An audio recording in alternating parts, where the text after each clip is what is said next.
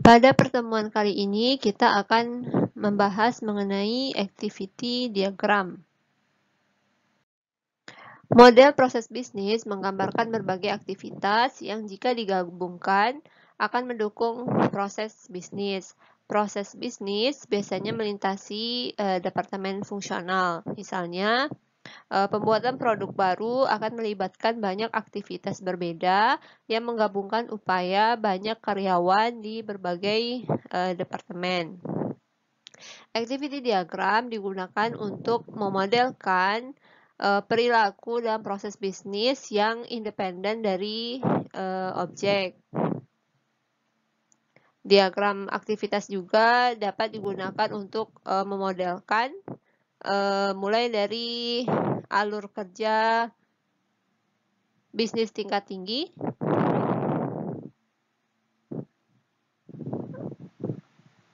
yang melibatkan banyak use case yang berbeda, hingga detail use case secara individu.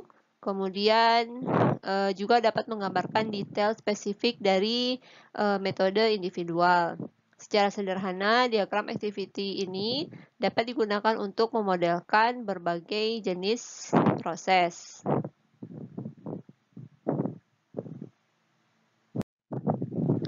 Activity diagram secara visual menyajikan serangkaian tindakan atau aliran kontrol dalam sistem yang mirip dengan flow diagram atau data flow diagram, diagram aliran data.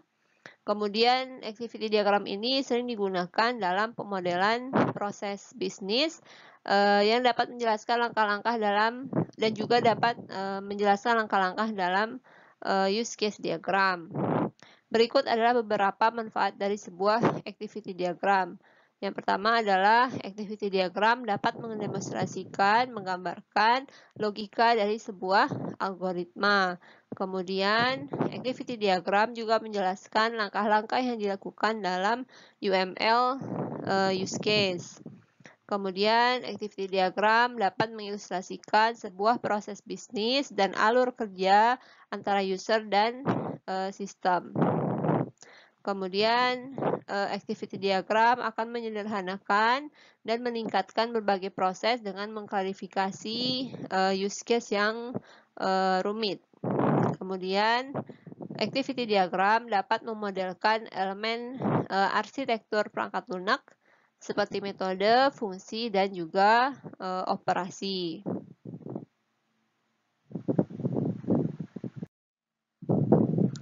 Activity diagram menggambarkan aktivitas utama dan hubungan antara aktivitas dalam suatu proses.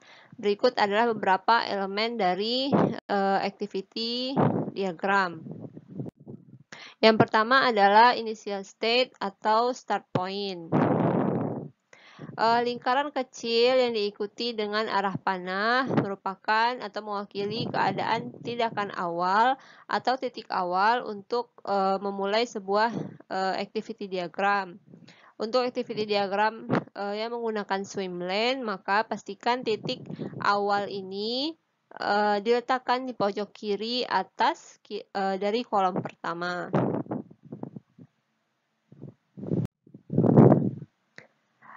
Yang kedua adalah activity or action state.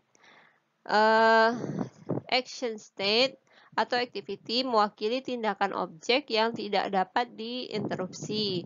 Activity atau action state ini dapat digambarkan dengan sebuah persegi panjang dengan sudut yang rounded atau agak membulat.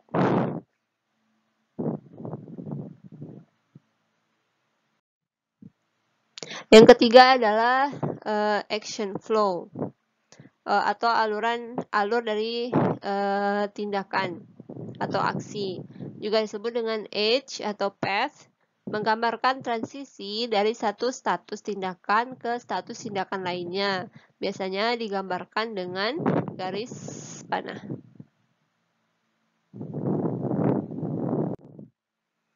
Yang keempat adalah decision and branching, yang dilambangkan dengan gambar berlian atau diamond, yang mewakili keputusan dengan jalur alternatif Jika suatu kegiatan membutuhkan keputusan sebelum melanjutkan kegiatan berikutnya, maka tambahkan lambang decision ini di antara dua kegiatan tersebut. Alternatif keluarnya juga harus diberi label dengan kondisi atau ekspresi penjaga atau guard.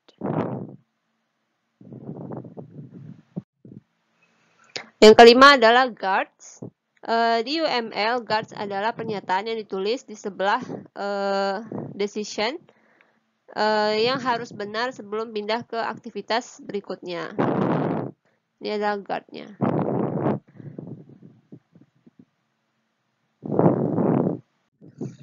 Node GARPU digunakan untuk membagi satu aliran masuk menjadi beberapa aliran bersama, seperti pada gambar ini. Satu aliran masuk, kemudian sinkronisasi dibagi menjadi beberapa aliran yang bersamaan. Nah, ini direpresentasikan sebagai garis lurus. Garis lurus ini yang sedikit lebih tebal pada diagram activity ini.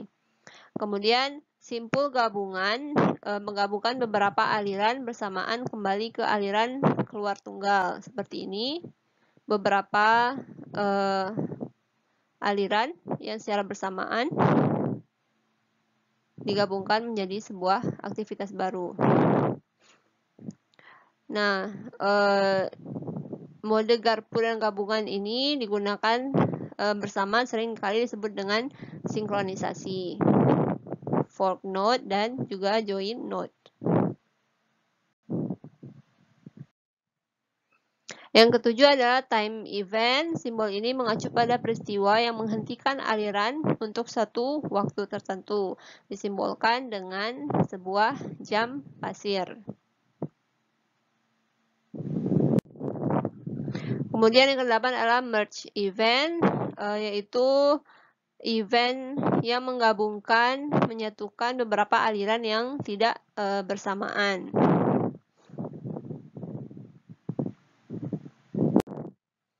Kemudian final state or endpoint, yaitu panah yang menunjuk pada lingkaran penuh yang berada di dalam lingkaran lain yang mewakili status tindakan akhir dari sebuah activity diagram.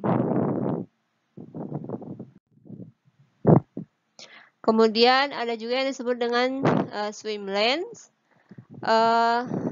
Dengan mengelompokkan aktivitas di swim lane ke dalam satu kolom. Seperti ini adalah swim lane untuk customer, ini adalah order, kemudian ini adalah bagian accounting, dan ini adalah bagian shipping. Activity diagram dapat memodelkan proses bisnis yang tidak bergantung pada implementasi objek apapun. Namun, ada kalanya dengan menggunakan swim lane akan membantu memecah diagram activity sedemikian rupa sehingga dapat digunakan untuk menetapkan tanggung jawab pada objek atau individu yang benar-benar akan melakukan aktivitas tersebut. Contohnya pada diagram ini adalah ada customer, order, accounting, dan shipping.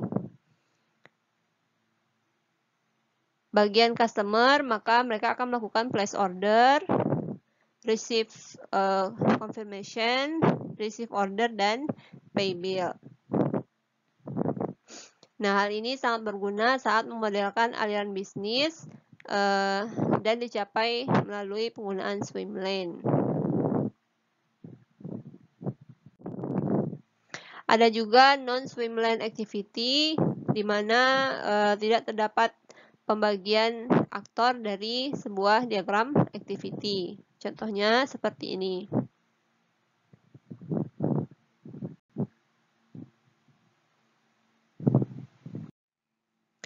Berikut adalah beberapa pedoman saat membuat activity diagram. Karena activity diagram dapat digunakan untuk memodelkan segala jenis proses, maka hal yang pertama yang dilakukan adalah menentukan konteks atau cakupan aktivitas yang dimodelkan. Setelah menentukan cakupannya, kemudian diagram tersebut diberi judul yang sesuai. Selanjutnya, identifikasi aktivitas, control flow, dan object flow yang terjadi pada aktivitas tersebut. Kemudian, identifikasi setiap keputusan yang merupakan bagian dari proses yang sedang dibuat modelnya. Kemudian, identifikasi prospek paralel pada berbagai proses. Kemudian, barulah digambarkan activity diagramnya. Berikut adalah beberapa contoh dari activity diagram. Yang pertama adalah activity diagram untuk login, halaman login. Activity diagram ini memperlihatkan proses dari login pada sebuah website, mulai dari memasukkan username dan password hingga secara berhasil ini kliennya atau usernya masuk ke dalam sistem.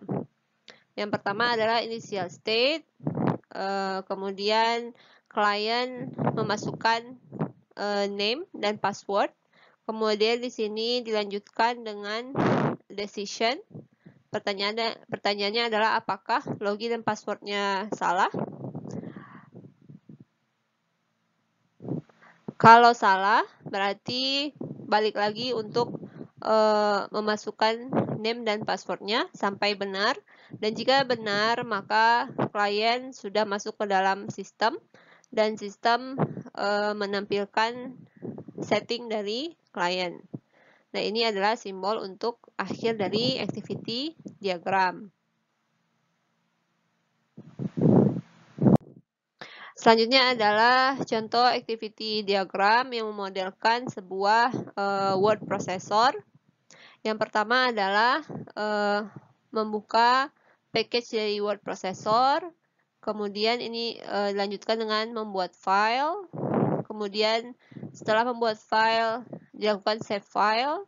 Kemudian tentukan tipe dokumen. Kalau misalkan graphical needed diperlukan, maka buka dan gunakan package grafik. Kalau misalkan grafiknya tidak dibutuhkan, maka dilanjutkan ke tabel. Kalau misalkan tabel dibutuhkan, maka buka dan gunakan spreadsheet. Kemudian kalau tabel tidak dibutuhkan, maka lanjutkan untuk menyimpan file. Kemudian di print, hand copy, kemudian keluar dari Office Suite. Dan activity diagram pun berakhir.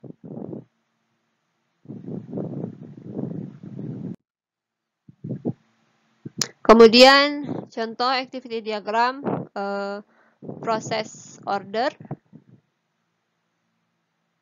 Yang pertama adalah initial state, dimulai dengan mendapatkan orderan. Kemudian di sini ada sinkronisasi. Kemudian setelah itu ada kegiatan yang dilakukan secara bersamaan, yaitu fill order dan send invoice. Pada fill order terdapat decision, apakah dia rush order atau tidak. Kalau iya, maka arrange overnight delivery. Kalau tidak, maka arrange regular delivery. Kemudian ini merge. Kemudian ada sinkronisasi lagi. Sedangkan send invoice, kemudian menerima payment, lanjut ke akhir, kemudian kegiatan atau aktivitasnya berakhir.